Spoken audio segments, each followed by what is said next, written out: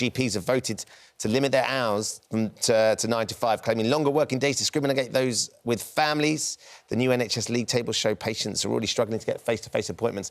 I know this is just a vote and it's just something they want to lobby on, but it's not going to go down very well, is it? How do you feel about it? It's a really tricky one because, obviously, I'm a GP. I work, and I was at work yesterday. I start work usually about 7 a.m, usually finish about 6:30, 7 o'clock, so it's a long day. This 9 to 5 is the time in which they see patients, so that's the time in which they'll be consulting.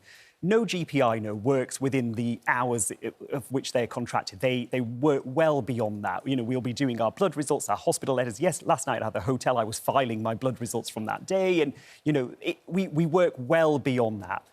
What this suggests is that GPs, we're humans as well. We've got families, we've got children. We want to be able to live as well as to work. And as things stand, because of, again, the shortfall of GPs across the country, the GPs that are working are under huge pressure, and that is impacting their home life and their relationship with their families. You are paid well.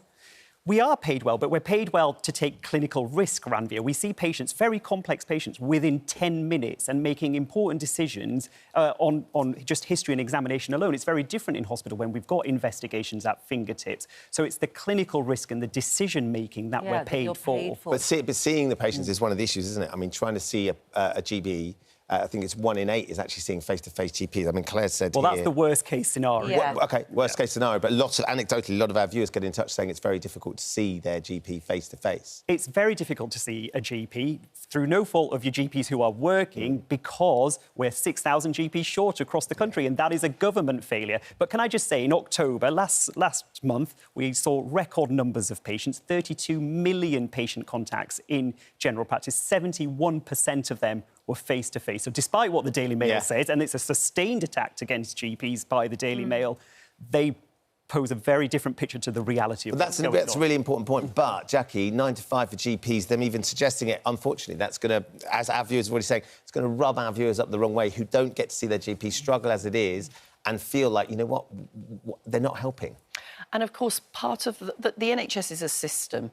So if any part of the system is under pressure in the way that GPs definitely are, that impacts on the rest. So what happens, of course, in the hospitals that I'm responsible for is that people come to the emergency department because they haven't perhaps been able to see or get contact with a GP, and that then impacts on how long people are waiting, whether or not ambulances are being forced to wait outside emergency departments, which, of course, is another very significant problem in the system. So every part has to be supported and to work properly if both staff and, very importantly, patients are going to get the treatment that they need at the speed in which they require it.